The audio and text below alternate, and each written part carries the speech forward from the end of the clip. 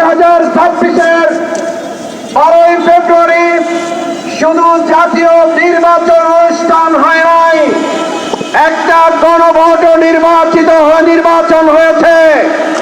গণভোটের রায়ের মাধ্যমে জুলাই সনদের ভিত্তিতে আমাদের বাংলাদেশ পরিচালিত হবে ইনশাআল্লাহ।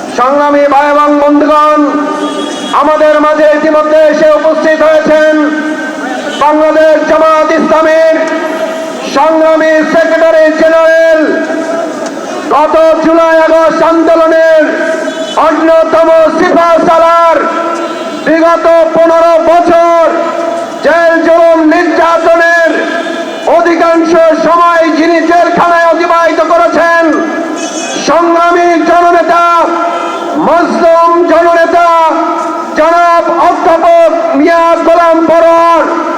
আমরা আমাদের 11 দলীয় শীর্ষ নেতৃবৃন্দ যারা উপস্থিত হয়েছেন তাদের সবাইকে আন্তরিক ধন্যবাদ এবং অভিনন্দন জানাচ্ছি।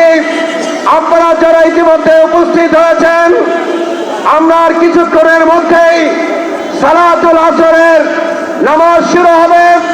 সালাতুল আসরের নামাজের বিরতির পরেই আনুষ্ঠানিকভাবে আজকের সমাবেশ শুরু হবে। সমাবেশের পর আমাদের বিক্ষোভ মিছিল শীর্ষ নেতৃবৃন্দের নেতৃত্বে শাহবাগ পর্যন্ত আমরা গিয়ে আমাদের কর্মসূচি সফলভাবে আপনাদের সার্বিক সহযোগিতার মাধ্যমে সম্পন্ন করতে চাই। আমরা বলতে চাই, আমাদের এই মাতৃভূমি বাংলাদেশে বিগত দিনে জুলুম করে যেমন কেউ টিকতে পারে নাই, ভবিষ্যতে জুলুম করে এই বাংলাদেশের 90 কোন জালিম টিকতে পারবে না। তাই আসুন, আজকের এই নির্বাচন পরবর্তী 3 দিনের মাথায় আমাদের কেন বিক্ষোভে নামতে হলো, কেন আমাদের সমাবেশে মিলিত হতে হলো, তার জবাব আমরা আমাদের জনগণকে সাথে নিয়ে সংসদে এবং রাজপথে তুলে ধরবো ইনশাআল্লাহ। এখন সালাতুল আসরের বিরতি, সবাই